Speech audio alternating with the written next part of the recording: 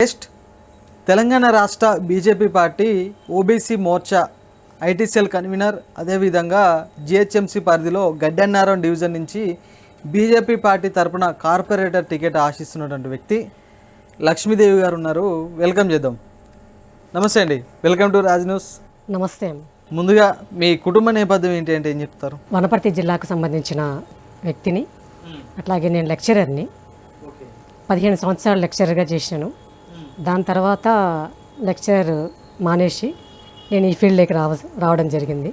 నాకు 2 పిల్లలు. మా వారు రియల్ ఎస్టేట్లో చేస్తారు. సో లెక్చర్ తర్వాత నేను ఈ ఫీల్డ్లోకి వచ్చినాను. అంటే టీచింగ్ ఫీల్డ్ వదిలిపెట్టి మరి రాజకీయాల్లోకి రావాలన్న ఆలోచన మీకు ఎందుకు వచ్చిందంటే ఏం చెప్తారు? నేను సేవ చేయడానికి నాకు ఎక్కువగా పరిధి ఉంది అని అంటే ఇట్లాగా రాజకీయాల్లోకి వస్తేనే అందరికీ కూడా నేను సేవ చేయగలుగుతాను అని చెప్పేసి ఆ ఉద్దేశంతో చిన్నప్పటి నుంచి నాకు ఒక చిన్న కోరిక ఉండేది. కానీ వాస్తవానికి టీచింగ్ ఫీల్డ్ అంటే ఒక వెరైటీ మైండ్ సెట్ ఉంటుంది. ఎంతసేపు ఉన్న విద్యార్థులకు పాఠాలు చెప్పాలి, విద్యార్థులకు ఉన్నత విలువలు నేర్పాలి. అంతే తప్ప ఈ వాస్తవానికి రాజకీయాలకు టీచింగ్ ఫీల్డ్ ఉన్న వాళ్ళు చాలా దూరంగా ఉంటారు. ఇప్పుడు రాజకీయాల్లోకి యువత రావాలి, రాజకీయాల్లోకి చదువుకున్న వాళ్ళు రావాలి అని చెప్పేసి చాలామంది కోరుకుంటున్నారు. అందులో టీచింగ్ ఫీల్డ్లో ఉన్న వాళ్ళు వస్తే తప్పేముంది? వీళ్ళ ద్వారా ఇన్స్పిరేషన్ అయ్యి జాతి బాగుపడుతుంది, మన దేశం బాగుపడుతుంది అంటే రావడంలో తప్పేమీ లేదు కదా. కానీ వాస్తవానికి ఒక మహిళగా రాజకీయాల్లోకి రావాలన్నా, రాజకీయాల్లో నిలదొక్కుకోవాలన్నా కూడా సమాజం నుంచి ఎన్నో అవమానాలు, ఎన్నో అసమతలు, ఎన్నో విధాలుగా ఫేస్ చేయాల్సి ఉంటుంది. వాస్తవానికి మీరు ఎటువంటి ఫేస్ చేస్తున్నారు సమస్యలు అంటే ఏం చెప్తారు? అంటే రాజకీయాల్లోకి వచ్చిన తర్వాత ఇవన్నీ సహజమే. ఎందుకంటే రాజకీయాల్లోకి వచ్చిన తర్వాత ఇక్కడ మహిళ పురుషుడు అనేది భేదభావం ఎక్కువగా ఉండదు. ఎందుకంటే ఆ మైండ్ సెట్ని అట్లాగా ప్రిపేర్ చేసుకొని రావాల్సింది.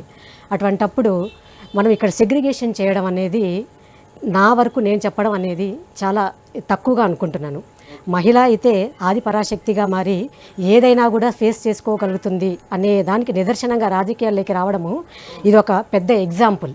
ఒక మహిళగా మిమ్మల్ని రాజకీయాల్లో మీ కుటుంబం నుంచి ఏ విధమైన సపోర్ట్ ఉందండి ఏం చెప్తారు?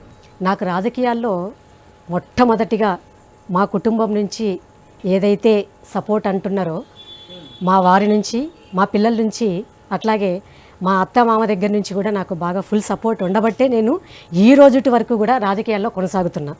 ఈ రోజుటి వరకు కూడా బయటకి అడుగు పెడుతున్నాను అని అంటే వాళ్ళ సపోర్ట్ ఉండడం వల్లే నేను బయట అడుగుపెట్టి ఏ కార్యక్రమాల్లో అయినా కూడా పాల్గొంటున్నాను. అంటే బ్యాక్లో వాళ్ళు నాకు ఉన్నారు. వైఎస్ఆర్సీపీలో ఉన్న లక్ష్మీదేవి గారు ప్రస్తుతం బీజేపీ పార్టీలోకి ఎందుకు వచ్చారంటే ఏం చెప్తారు? రాజశేఖర్ రెడ్డి హయాంలో జస్ట్ ఉండేదాన్ని, యాక్టివ్గా ఉండేదాన్ని కాదు. కాకపోతే వారు చేసినటువంటి పథకాలు, వారు చేసినటువంటి సేవలు ఇన్స్పిరేషన్గా తీసుకొని నేను ఇక్కడ రాజకీయాల్లోకి ఇంకా కొద్దిగా ముందుకు వెళ్ళాలి అని అంటే బీజేపీ పార్టీనే మనకు చాలా మంచి పార్టీ. అలాగే మనకు సముచితమైనటువంటి న్యాయం జరగాలి అని అంటే మనకు బీజేపీ పార్టీ సిద్ధాంతాలతో వెళ్తున్నటువంటి పార్టీ. ఇందులో మనకు మంచి స్కోప్ ఉంటుంది, అలాగే సేవ చేయడానికి కూడా మంచి స్కోప్ ఉన్నటువంటి పార్టీ అనేటువంటి ఉద్దేశంతో నేను బీజేపీ పార్టీలోకి జాయిన్ అవ్వడం జరిగింది. కానీ బీజేపీ పార్టీ అంటే ఒక మతతత్వ పార్టీ అని కూడా బయట ప్రతిపక్ష నాయకులు బలంగా విమర్శలు చేస్తున్నారు. ప్రతిపక్ష నాయకులు బలంగా విమర్శలు చేస్తున్నారని చెప్పేసి మనం అనుకుంటున్నామో లేకపోతే బయట ప్రజలు అనుకుంటున్నారో నిజంగా ఆ విషయం అయితే నేను చెప్పదలుచుకోలేదు. ఎందుకంటే ఇంతకు మునుపు 75 సంవత్సరాలు పరిపాలించినటువంటి పార్టీలు ఏవైతే ఉన్నాయో వాటిని మతతత్వ పార్టీలు అని చెప్పాలి. నిన్న ఇవాళ రేపు బంజారా హిల్స్లో ఒక తెలంగాణ సీఎం రేవంత్ రెడ్డి గారు కాంగ్రెస్ అంటే ముస్లిం అంటే కాంగ్రెస్ అన్నారు. మరి ఆ పార్టీని మతతత్వ పార్టీ అనాలా, బీజేపీని మతతత్వ పార్టీ అనాలా? కానీ కాంగ్రెస్ పార్టీ సెక్యులర్ పార్టీ అంటారు కదా. సెక్యులర్ పార్టీ అని అంటే ముసుగు వేసుకొని ఒక వర్గం నాయకులకు, ఒక వర్గం ప్రజలకు మాత్రమే వాళ్ళు సేవ చేస్తున్నారు. అట్లాగే వాళ్ళకి మాత్రమే పథకాలు అందేటట్లు చేస్తున్నారు, వాళ్ళకి మాత్రమే బెనిఫిట్ అందేటట్లు చేస్తున్నారు.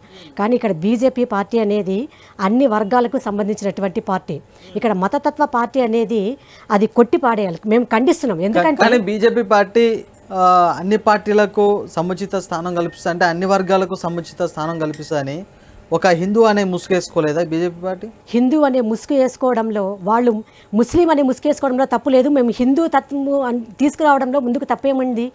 మాది సనాతన ధర్మాన్ని మేము ముందుకు తీసుకుపోతున్నాము, దాంట్లో తప్పు లేదు. అందులో 90% హిందువులు ఉన్నటువంటి ఈ భారతదేశంలో హిందూయిజాన్ని ముందుకు తీసుకుపోవడంలో తప్పేముంది? అంటే సనాతన ధర్మం అంటే మీ దృష్టిలో ఏంటిది?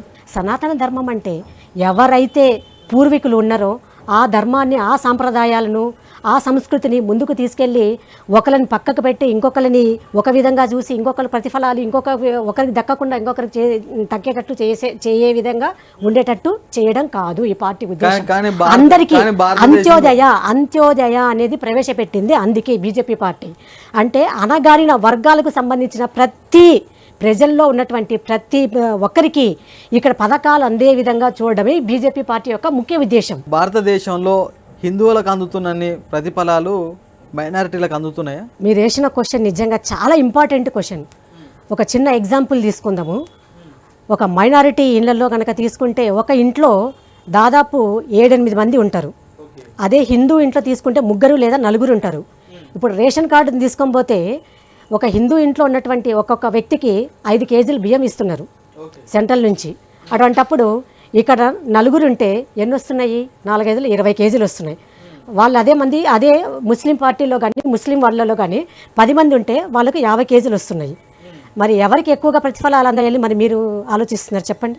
వాళ్ళకు మైనార్టీలు అయినంత మాత్రాన ఎక్కడా కూడా ఏ స్కీమ్స్లో కూడా ఎక్కడా కూడా వాళ్ళని సెగ్రిగేషన్ చేసి వాళ్ళని పక్కన పెట్టి వీళ్ళకి ప్రతిఫలాలు అందట్లేదు అని చెప్పేసి వాళ్ళకి బయటికి వచ్చి ఒక వాయిస్ ఇవ్వమని చెప్పండి ఎవరైనా కూడా. రాష్ట్ర ఓబీసీ మోర్చా ఐటీ సెల్ కన్వీనర్గా మీ బాధ్యతలు ఎలా కొనసాగుతున్నాయంటే ఏం చెప్తారు? అది నేను రీసెంట్గా తీసుకున్నటువంటి బాధ్యత ఐటీ సెల్ అన్నమాట.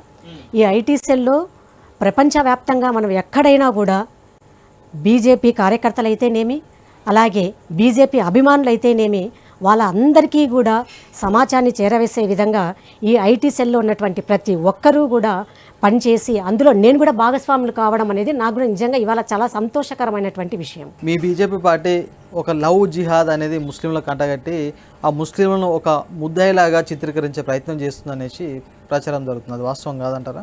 దేశంలో ఎక్కడ అలజడులు జరిగినా, ఎక్కడ అల్లర్లు జరిగినా, ఎక్కడ మీరు అన్నారు ఇందాక లవ్ జిహాదులు అన్నా, లవ్ జిహాద్ కేసెస్ ఎక్కువగా ఎవరి ద్వారా వస్తున్నాయో మీరు ఒకసారి ఆలోచించుకోవాలి.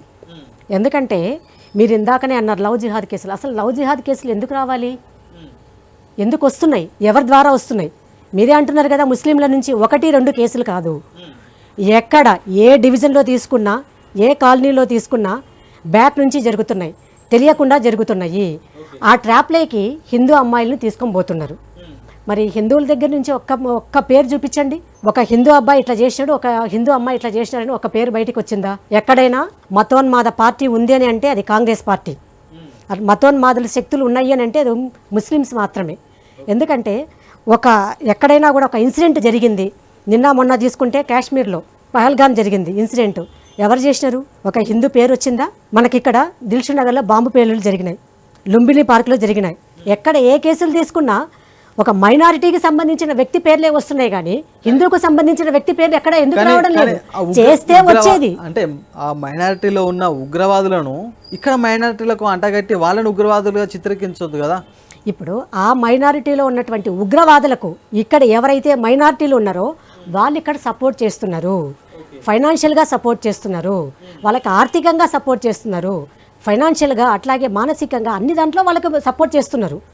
వాళ్ళకి ఇల్లు ప్రవేశం కల్పించడంలో అయితేనేమి, ఆధార్ కార్డులు ఇప్పించడంలో అయితేనేమి, ఓటర్ కార్డులు ఇప్పించడంలో అయితేనేమి, వీటన్నిటి వాటిల్లో వెనకాల బ్యాక్గ్రౌండ్లో ఉన్నది మైనారిటీలు, ఇక్కడ ఉన్నటువంటి మైనారిటీలు. సో మరి ఆ మైనారిటీలు వాళ్ళకి ఎందుకు హెల్ప్ చేస్తున్నారు? మరి ఇక్కడ ఉన్నటువంటి మైనారిటీలకు సోయి లేదా? వాళ్ళు కూడా ఆలోచించుకోవాలి కదా. నేను ఒక భారతదేశంలో పుట్టినటువంటి ఒక భారతదేశ వ్యక్తికి సంబంధించినటువంటి సంతతికి సంబంధించినటువంటి వ్యక్తినైతే నా దేశంలో మతోన్మాద వ్యక్తులను నేను ఎందుకు ఎంకరేజ్ చేయాలి? ఇక్కడ అల్లర్లు జరుగుతున్నప్పుడు వాళ్ళని ఎందుకు నేను ఎంకరేజ్ చేయాలి? వాళ్ళు ఎందుకు ఆలోచించుకోవడం లేదు? అది వాళ్ళు ఒకసారి ఆలోచించుకోవాల్సినటువంటి విషయం, వాళ్ళకి వాళ్ళే అనలైజ్ చేసుకోవాల్సినటువంటి విషయం. రైట్. అదేవిధంగా గోరక్షణ పేరుతోటి మైనారిటీల మీద బీజేపీ పార్టీ నాయకులు దాడులకు దిగుతున్నది వాస్తవం కాదంటారా? చేస్తున్నది మైనారిటీ వ్యక్తులు. మరి వాళ్ళ మీద మేము అలిగేషన్స్ చేయకుండా వేరే వాళ్ళ మీద అలిగేషన్స్ ఎందుకు చేస్తాము? మేము గోమాతను ఒక పూజలో పెట్టి మేము పూజించుకుంటూ ఒక మాతగా భావించి మేము గోవును పూజిస్తున్నప్పుడు మీరు దాన్ని బలి ఇచ్చి చంపడం అనేది ఎంతవరకు సమంజసము? మీరు కూడా ఆలోచించుకోవాలి. గోమాతని మీరు బలి ఇవ్వాలి? మేము గోమాతను ఇక్కడ పూజించుకుంటున్నాం, ఒక అమ్మవారిగా భావించి పూజించుకుంటున్నాము. మరి మీరు గోమాతను దాన్ని బలి వాడాల్సిన అవసరం ఏమున్నది? కానీ వారిపైన చట్టరీత్యంగా చట్టపరంగా అంటే చర్యలు తీసుకోవచ్చు కదా, మీరు ఎందుకు భౌతిక దాడులకు పాల్పడుతున్నారు రాష్ట్రంలో బీజేపీ నాయకులు? ఇక్కడ ఉన్నటువంటి ప్రభుత్వం ఏదైతే ఉందో, చర్యలు తీసుకోవాల్సినటువంటి ప్రభుత్వం ఏదైతే ఉందో వాళ్ళని పక్కన పెడుతుంది. కేసులు ఉన్నా కూడా వాళ్ళని పక్కదారి పట్టిస్తుంది, ఆ కేసుల నుంచి తప్పిస్తున్నది. ఈ తప్పిదం ఎవరిది? లోకల్గా ఉన్నటువంటి ప్రభుత్వందే కదా. మరి ఆ ప్రభుత్వాలే అట్లా చేస్తున్నప్పుడు మిగతా వాళ్ళ పరిస్థితి ఏంది? మిమ్మల్ని ఎందుకున్నది ఎందుకు? ప్రభుత్వాన్ని ఎందుకున్నది ఎందుకు? ప్రజల యొక్క బాగోగులను చూడడానికి, వాళ్ళ ఏదైతే దుస్థితి ఉందో వాళ్ళని బయటపడేయడానికి. అంతే తప్పించి మీరే వాళ్ళకి ఎంకరేజ్ చేస్తే మరి వాళ్ళని ఎవరు కాపాడాలి? వాళ్ళకి వాళ్ళు రక్షించుకోవడంలో తప్పులేదు కదా. రైట్. అదేవిధంగా తెలంగాణ రాష్ట్రంలో బీజేపీ పార్టీ రాజకీయంగా మహిళలకు ఎటువంటి పీట వేయబోతుందంటే ఏం చెప్తారు? నాట్ ఓన్లీ తెలంగాణ అండి, ఇక్కడ బీజేపీ పార్టీ అనేది మహిళలకు ఫస్ట్ నుంచి సముచిత న్యాయమే కల్పించింది. 33% ఎక్కడా లేని విధంగా దేశ చరిత్రలో ప్రపంచ చరిత్రలో లేని విధంగా 33% మహిళలకు చట్టసభల్లో అవకాశం కల్పించింది. సో నిన్న మొన్న తీసుకుంటే చట్టసభల్లో ఆ బిల్లును ప్రవేశపెడితే ప్రతిపక్ష పార్టీలు ఏవైతే ఉన్నాయో దానికి కూడా అడ్డుపుల్ల వేసినారు, దాన్ని కూడా అడ్డుకున్నారు. కానీ మీ బిల్లులో కుట్ర దాగి ఉందనేసి అంటారు కదా వాళ్ళు. మా దాంట్లో కుట్ర దాగి ఉంటే బిల్లునే ప్రవేశపెట్టాం మేము ఇప్పటి వరకు. చట్టసభల్లో ఎంతమంది మహిళలు ఉన్నారో ఒకసారి మీరు అనలైజ్ చేసుకోండి. ఇప్పుడు ఉన్నటువంటి పార్టీలు ఇంతవరకు ఇక్కడ మహిళలకు ఎంత ప్రాధాన్యత ఇచ్చినాయి, చట్టసభల్లో వాళ్ళని ఎంతవరకు కూర్చోబెట్టినాయి మీరు వేలల్లో లెక్క పెట్టుకోవచ్చు. అదే బీజేపీ పార్టీలో ఉన్న మహిళలకు ఎంతవరకు న్యాయం దక్కింది అన్నది మీరు లిస్టు కనుక తీసుకుంటే ఒకసారి మీకు అవగతం అవుతుంది. అదేవిధంగా బీజేపీ పార్టీ ఎన్నికల ప్రచారంలో భాగంగా దేశవ్యాప్తంగా ఇచ్చినటువంటి హామీల అమలులో విఫలమైందనేసి ప్రతిపక్ష నాయకులు బలంగా విమర్శలు చేస్తున్నారు. దీనిపై మీ స్పందన ఏంటి? బీజేపీ పార్టీ దేశవ్యాప్తంగా ఏదైతే హామీలు ఇచ్చింది అంటున్నారో ఆ హామీలు ఎక్కడైతే బీజేపీ ప్రభుత్వం ఉందో అక్కడ వాళ్ళు చేసి చూపెడుతున్నారు. వాళ్ళకి అవకాశం ఇప్పుడిప్పుడే ఇచ్చారు కాబట్టి వాళ్ళకు కూడా కొద్దిగా టైం పడుతుంది. అయితే రాష్ట్రంలో మీ బీజేపీ ప్రభుత్వం ఉంటేనేమి ఇచ్చిన హామీలు అమలు చేస్తారు, ఒకవేళ మీ బీజేపీ ప్రభుత్వం లేకపోతే కొన్ని రాష్ట్రాల్లో అక్కడ ఇచ్చిన హామీలు అమలు చేయరా మీ బీజేపీలు? బీజేపీ ప్రభుత్వము అక్కడ ఉంటే డబుల్ ఇంజిన్ సర్కారు. ఎగ్జాంపుల్ ఇక్కడ ఒక చిన్న ఎగ్జాంపుల్ తీసుకుందాము. డివిజన్లో ఒక కాంగ్రెస్ ఒక కార్పొరేటర్ ఉండి అక్కడ మనకు ఏది ఎమ్మెల్యే స్థాయిలో ఉన్నటువంటి వ్యక్తి ఇంకొక పార్టీకి సంబంధించిన వాళ్ళు అయితే అతను ఫండ్స్ ఏ విధంగా వస్తాయి మనకు? వాళ్ళకి ఎవరైతే ఫేవర్గా ఉంటారో ఆ పార్టీకి సంబంధించిన వ్యక్తులకు మాత్రమే వాళ్ళు నిధులు ఇస్తున్నారు. అటువంటప్పుడు మళ్ళీ దీన్ని ఏ విధంగా చూసుకోవాలి? మరి మీరు చెప్పండి ఒక విధంగా. అంటే మేము ఇక్కడ పక్షపాత ధోరణి అనేది ఎక్కడా లేదు, పక్షపాత ధోరణి అనేది ఎక్కడా లేదు. ఒకవేళ పక్షపాత ధోరణి అదే విధంగా కనుక ఉంటే ఈ రోజుటికి వందే భారత్ ట్రైన్లు అయితేనేమి, మెట్రో ట్రైన్లు అయితేనేమి, రోడ్లు తీసుకుంటేనేమి ఎవ్వరికీ కూడా ఏ రాష్ట్రంలో కూడా నిధులు లేకుండా వాళ్ళు అదే గతిలో ఉండేవాళ్ళు. మరి రోడ్లను తీసుకుంటే త్వరితగతిన ఇన్ని సంవత్సరాల్లో ఏ విధంగా 12 సంవత్సరాల కాలంలో ఏ విధంగా అభివృద్ధి చెందింది, మెట్రో తీసుకుంటే ఏ విధంగా అభివృద్ధి చెందింది, వందే భారత్ ట్రైన్లు తీసుకుంటే ఏ విధంగా అభివృద్ధి చెందినాయో మనం ఒకసారి తీసుకుంటే మీరే దాన్ని అనలైజ్ చేసుకోవచ్చు. బీజేపీ ప్రభుత్వం ఉన్న పాలిత ప్రాంతాల్లో ఏ విధంగా ఉంది, బీజేపీ పాలిత ప్రాంతాలు లేనటువంటి వాటిల్లో, ప్రభుత్వం లేని వాటిల్లో ఏ విధంగా ఉంది, మీరు కంపారిజన్ చేసుకోండి. రెండింటినీ కూడా సరి సమానంగా చూసేటువంటి ఏదైతే పార్టీ ఉందో అది బీజేపీ ప్రభుత్వం మాత్రమే. ఇది కాంగ్రెస్ ప్రభుత్వం కాదు. గత 75 సంవత్సరాల కాలంలో వాళ్ళు ఏం చేసినారు, ఈ 12 సంవత్సరాల కాలంలో బీజేపీ ప్రభుత్వం ఏం చేసిందో అది ప్రజలకు అందరికీ అవగతమవుతూనే ఉంది. జిహెచ్ఎంసీ పరిధిలో ఉన్నటువంటి మీ గడ్డెన్నారం డివిజన్ నుంచి మీరు ఎందుకు బీజేపీ పార్టీ తరఫున కార్పొరేటర్ పోటీ చేయాలనుకుంటారంటే ఏం చెప్తారు? ప్రజలకు నిత్యము అందుబాటులో ఉన్నటువంటి వ్యక్తిని, అట్లాగే ప్రజల యొక్క సమస్యలను వాళ్ళకి ఆ గొంతుకనయ్యి ప్రజల యొక్క సమస్యలను ప్రభుత్వానికి వినిపించేటువంటి వారిలో నేను ఒకదాన్ని. అట్లాగే బీజేపీ ప్రభుత్వం మీద అభిమానంతో నేను బీజేపీ ప్రభుత్వం నుంచి, బీజేపీ పార్టీ నుంచి ఇక్కడ నేను కూడా ఆశించడంలో తప్పు లేదని నేను అనుకుంటున్నాను. ఎందుకంటే ఈ 33 రిజర్వేషన్లు మహిళలకు ఇచ్చినటువంటి సందర్భంలో ఆశించడంలో తప్పు లేదు. Gaddiannaram division BJP party corporator ticket Lakshmidevi గారికి ఎందుకు ఇవ్వాలి? మీకన్నా సీనియర్ నాయకులు ఉన్నారు బీజేపీ పార్టీలో, ఎక్స్ కార్పొరేటర్లు ఉన్నారు, అదేవిధంగా మీరు ఇక్కడ స్థానికులు కాదు, కాలనీ వెల్ఫేర్ అసోసియేషన్ తోటి మమేకమై లేరు. అదేవిధంగా కనీసం మీకు ఇక్కడ సొంత ఇల్లు కూడా లేదు. ఎందుకు మీకు కార్పొరేటర్ టికెట్ ఇవ్వాలి, ఎందుకు మీకు అవకాశం ఇవ్వాలని కొన్ని విమర్శలు వస్తున్నాయి. మీరు ప్రజల్లోకి వెళ్ళి ఒకసారి అడిగితే కాలనీ వెల్ఫేర్ అసోసియేషన్ తోటి సోన్సో లక్ష్మీదేవి అని చెప్పేసి అడిగితే ఎవరు అనేటువంటి ఒక ప్రసక్తి అక్కడ రాదు. లక్ష్మీదేవి అంటే బీజేపీనా, బీజేపీ లక్ష్మీదేవినా, ఈవిడ మాకు తెలుసు, ఈవిడ ఈ కార్యక్రమాలు చేస్తూ ఉన్నారు, ఈవిడ వారికి ఆ ఫౌండేషన్ ఉంది, నాకు ఫౌండేషన్ కూడా ఉంది, అద్వైత ఫౌండేషన్. ఆ ఫౌండేషన్ నుంచి కొన్ని సేవా కార్యక్రమాలు కూడా నేను చేస్తూనే ఉంటాను. ఎటువంటి సేవా కార్యక్రమాలు చేస్తారు?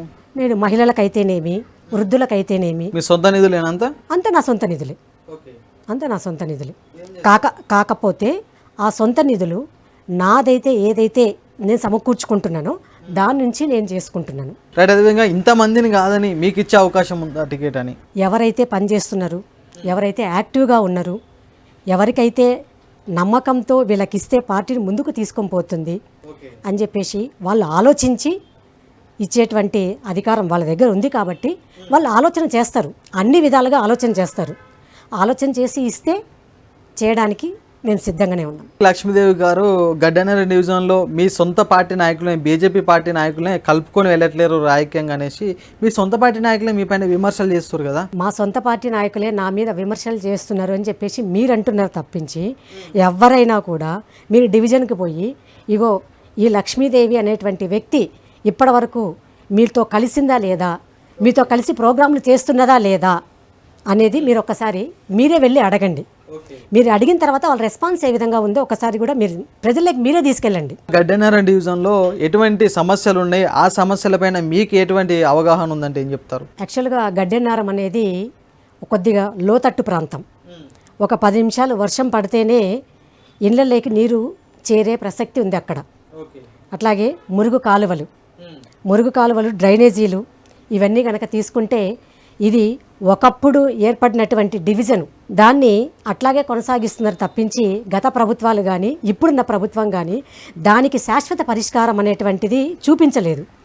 దానికి తగ్గట్టుగా నేను ఏ విధంగా వాళ్ళతోటి మెడలు వంచి ప్రభుత్వంతో చేయించాలో దానికి తగ్గట్టుగా నేను కృషి చేసి ఆ సమస్యలు ఏవైతే ఉన్నాయో, మురుగునీటి సమస్య అయితేనేమి, రోడ్ల సమస్య అయితేనేమి, డ్రైనేజీ సమస్య అయితేనేమి, అలాగే దోమల సమస్య అయితేనేమి, వీటన్నిటి గురించి పోరాడేటువంటి శక్తి సామర్థ్యాలు, పోరాడేటువంటి సామర్థ్యం నా దగ్గర ఉంది కాబట్టి వాళ్ళ మెడలు వంచి చేయించేటువంటి సామర్థ్యం నా దగ్గర ఉంది. ఎస్ఐఆర్ అంశాన్ని ఏ విధంగా చూస్తారు? ఎస్ఐఆర్ పేరుతోటి కొంతమంది కాంగ్రెస్ పార్టీ నాయకుల, అదేవిధంగా బీఆర్ఎస్ పార్టీ నాయకుల ఓట్లను బీజేపీ పార్టీ తొలగించే ప్రయత్నం చేస్తుందనేసి మీ ప్రతిపక్ష పార్టీలు విమర్శలు వస్తున్నాయి. సర్ అనేది నిజంగా చాలామందికి అవగాహన లేనట్టున్నది అన్నట్టు నాకు అనిపిస్తుంది.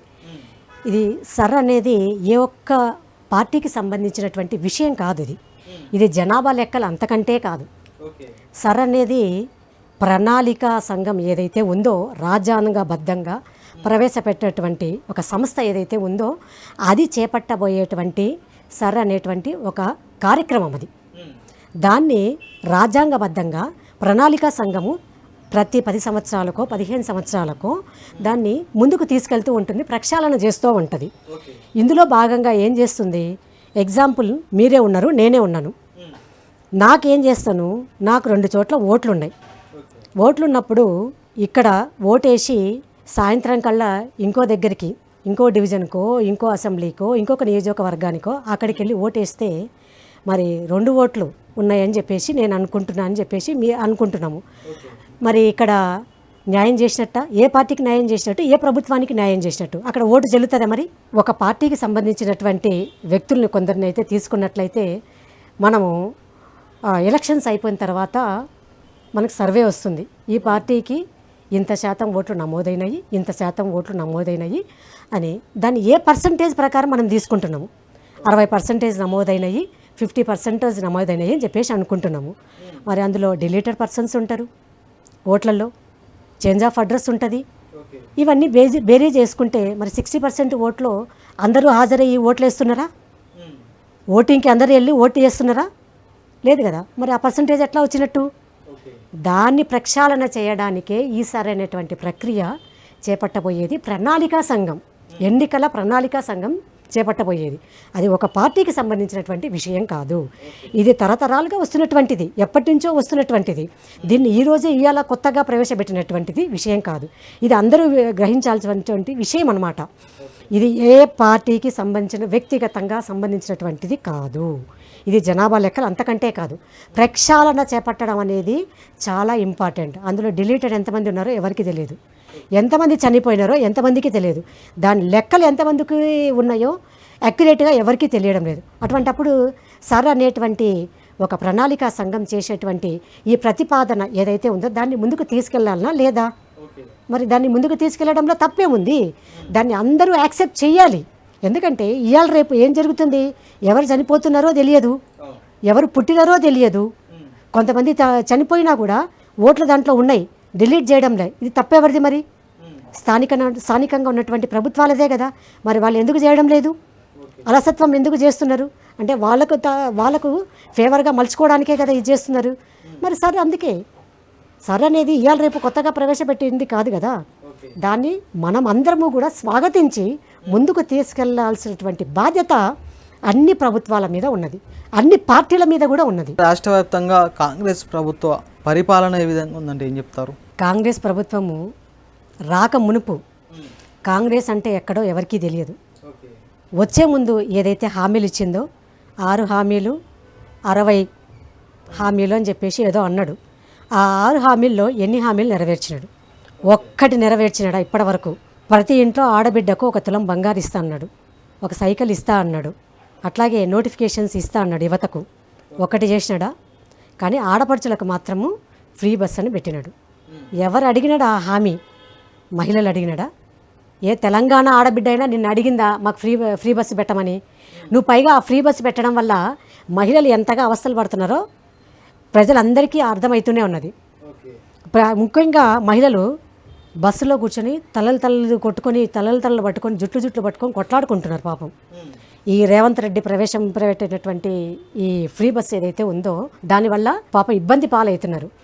చాలామంది ఊళ్ళలోంచి జనాలు వాళ్ళ అవసరాల కొద్దీ టౌన్కి వచ్చి వాళ్ళు అవసరం తీరిపోయిన తర్వాత లేదా వాళ్ళ పని అయిపోయిన తర్వాత ఒక్కొక్కసారి 10 అవుతుండొచ్చు, ఒక్కోసారి 11 అవుతుండొచ్చు. ఆ టైంకి బస్సులు అక్కడ అవైలబిలిటీ లేదు, అందుబాటులో ఉండడం లే. దానికి తోడు అక్కడ ఇది అడ్వాంటేజ్గా తీసుకొని కొందరు అల్లరి మూకలు వాళ్ళని ఏదించడం కానీ కొన్ని అసాంఘిక కార్యక్రమాలు కూడా జరుగుతున్నాయి. మరి దీనికి బాధ్యత ఎవరు? నువ్వే కదా, కాంగ్రెస్ ప్రభుత్వమే కదా. మరి ఆ హామీలు ఏమవుతున్నాయి? మరి నువ్వు అధికారం లేకొచ్చి 2.5 సంవత్సరాలు అవుతున్నది. ఇప్పటి వరకు కూడా నీ ప్రభుత్వం నీకే వ్యతిరేకంగా ఉన్నది, నీ మంత్రులు నీకే వ్యతిరేకంగా ఉన్నారు, నీ ఎమ్మెల్యేలు నీకే వ్యతిరేకంగా ఉన్నారు. నువ్వు వస్తుంటే నీకంటూ ఒక మర్యాద లేదు, నువ్వు వస్తుంటే నీకంటూ. మా పార్టీలో ఎటువంటి వ్యతిరేకత లేదు, మా పార్టీలో ప్రజాస్వామ్యం ఎక్కువ అంటారు కదా. ప్రజాస్వామ్యం ఎక్కడ? జుట్లు పట్టుకొని కొట్లాడుకోవడంలోనా, గాంధీ భవన్లో ఒకరికొకరు తన్నుకోవడంలోనా, ఒకరికొకరు చైర్లు విసిరేసుకోవడంలో అది ప్రజాస్వామ్యం అంటారా? దాన్ని ప్రజాస్వామ్యం అనాలా? దేన్ని ప్రజాస్వామ్యం అనాలి? ఇది ఒకసారి నిజంగా ఆలోచించుకోవాలి. ఓట్లేసే ముందర నిన్ను నమ్మి నువ్వు ఏదైతే హామీలు ఇచ్చినావో ఆ హామీలు నువ్వు నెరవేరుస్తావని చెప్పేసి నీ మీద నమ్మకంతో ప్రజలు ఓటేస్తే వాళ్ళను గంగపాలు చేసినావు, వాళ్ళను నడి రోడ్డు మీద నిల్చోబెట్టినావు. యువతకు నోటిఫికేషన్లు ఇవ్వడం లేదు. ఒక ఆర్టీసీ కార్యక్రమం నిన్న మొన్న సమ్మె చేస్తే వాళ్ళకు ఒక హామీ లేదు. ఎన్నో కుటుంబాలు రోడ్ల పడినాయి. ఏ వర్గానికి కూడా నీ న్యాయం చేయడం లేదు. కానీ మీ కేంద్ర ప్రభుత్వం కూడా నీటి పరీక్ష పేపర్లను లీకేజ్ చేసి నిరుద్యోగులను జీవితాలను ఆగం చేస్తారు అనేసి విమర్శలు వస్తున్నాయి కదా. ఏదో ఒక వ్యక్తి చేసినంత మాత్రాన దాన్ని మొత్తం వ్యవస్థకు ఆపాదించడం అన్నది సరికాదు. దాంట్లో ఉన్నటువంటి అడ్వాంటేజెస్ ఏంటి, డిసడ్వాంటేజెస్ ఏంటి, ఎలా జరిగింది అనేది ఇప్పుడు కమిటీలు వేసినారు, వాళ్ళు కూడా చూస్తూనే ఉన్నారు. దాన్ని ఏ విధంగా ముందుకు తీసుకెళ్ళాలి, దాన్ని ఏ విధంగా రెక్టిఫై చేయాలి అనేది చూస్తున్నారు. ఎగ్జాంపుల్ తీసుకుంటే ఇప్పుడు ఈ స్కామ్ జరిగింది లేదా సోన్స్ ఇది జరిగింది అని చెప్పేసి అంటున్నారు. మరి ఇంతకుముందు ఉన్నటువంటి ప్రభుత్వాల్లో ఏది తీసుకున్నా అవినీతిమయమే. మరి అప్పుడు ఆ ప్రభుత్వాలను ఎందుకు నిలదీయలేదు? ఎందుకు ఆ ప్రభుత్వాలను ముందుకు తీసుకురాలేదు? ఈ స్కామ్ జరగలేదు అని చెప్పేసి ఒకటి మీరు తీసుకురండి. వాస్తవానికి పేపర్ లీకేజ్ జరిగింది, స్కామ్ జరిగిందని మీరు ఒప్పుకుంటున్నట్టే కదా. మేము ఒప్పుకోవట్లేదు. అది ఒకే ఒక వ్యక్తికి సంబంధించినటువంటి ఇది ప్రలోభానికి గురయ్యి, అది కూడా ఆ ప్రలోభ పెట్టిన వ్యక్తులు ఎవరైతే ఉన్నారో ప్రతిపక్షానికి సంబంధించినటువంటి వాళ్ళు ఇక్కడ ప్రలోభ పెడితే దానికి ఆ ప్రలోభానికి గురయ్యి వాళ్ళు చేసినటువంటి దాన్ని మొత్తం పార్టీకి అంటగట్టడం, మొత్తం ప్రభుత్వానికి అంటగట్టడం అది సరికాదు. కానీ వ్యక్తే కావచ్చు, వ్యవస్థే కావచ్చు, అది జరిగింది మీ ప్రభుత్వంలో. ఒక టీచర్గా, ఒక లెక్చరర్గా అది విద్యార్థులకు న్యాయం చేసినట్ట, అన్యాయం చేసినట్ట? గత ప్రభుత్వాలతో పోల్చుకుంటే ఎన్ని ప్రభుత్వాలు ఇటువంటి లీకేజీలు అయినప్పుడు ఎవరొచ్చి బయటికి అడ్డుకున్నారో ఒకసారి ఆలోచించుకోవాలి, ఎవరొచ్చి గలం విప్పి మాట్లాడినారో ఒకసారి ఆలోచించుకోవాలి. ఇప్పుడు ఒక్క వ్యక్తి చేసిన దాన్ని మనము ఇట్లా మాట్లాడితే అది సరికాదు. ఆ వ్యక్తి ఏ సందర్భంలో ఎవరికి ప్రలోభాలకు గురయ్యి చేసినాడో ఆ వ్యక్తిని కూర్చోబెట్టి ఎంక్వైరీ చేయడం అనేది జరుగుతూనే ఉంది. ఆ ఎంక్వైరీ చేసిన తర్వాత నిజాలు అనేది బయటకు వస్తాయి. దాని తర్వాత తెలుస్తుంది బయటకు ఏం జరుగుతుంది అనేది బయటకు తెలుస్తుంది. మీ గడ్డన్నారం డివిజన్ ప్రజలకు మీరు ఇచ్చే సందేశం ఏంటి అంటే ఏం చెప్తారు? ఏదైతే గడ్డన్నారం ప్రజలు నా దగ్గర నుంచి ఏదైతే ఆశిస్తున్నారో, ముఖ్యంగా సేవా కార్యక్రమాలు అయితేనేమి, ప్రజలకు ఏదైతే ఇబ్బందులు ఉన్నాయో వాటిని సరిచేయడంలో అయితేనేమి, వాళ్ళకు ఎల్లవేళలా సమస్యలు అయితేనేమి ఆ సమస్యలను తీర్చడానికి, ఆ ఇబ్బందులు తీర్చడానికి వాళ్ళకి ఎల్లవేళలా నేను అందుబాటులో ఉంది. నాకు వీలైనంత వరకు ఎంత చేయాలో అంతవరకు చేయడానికి నేను సిద్ధంగానే ఉన్నాను. ఏ అర్ధరాత్రి ఫోన్ కాల్ వచ్చినా నేను స్పందించి వాళ్లకు హెల్ప్ చేయడానికైనా అయితేనేమి, సేవ చేయడానికైతేనేమి, ఆ ప్రాబ్లమ్స్ సాల్వ్ చేయడానికైతేనేమి నేను సిద్ధంగా ఉన్నాను. దాన్ని వినియోగించవలసిందిగా వాళ్ళకి నేను కోరుకోవడం జరుగుతాను. రైట్, ఇది నాటి ప్రశ్న వేదిక కార్యక్రమం చూస్తూనే ఉండండి రాజు న్యూస్. మరో గెస్ట్తో మళ్ళీ కలుద్దాం.